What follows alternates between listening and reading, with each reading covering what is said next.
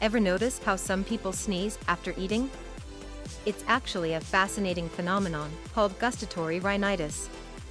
When certain foods, especially spicy ones, stimulate the nerves in your nose, it can trigger a sneeze reflex. This happens because the body reacts to the food as if it's an irritant.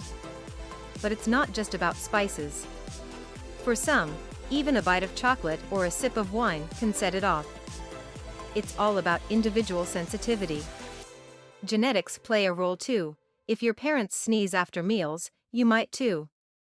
So, next time you see someone sneezing at the dinner table, remember, it's just their body's quirky way of reacting to what's on their plate.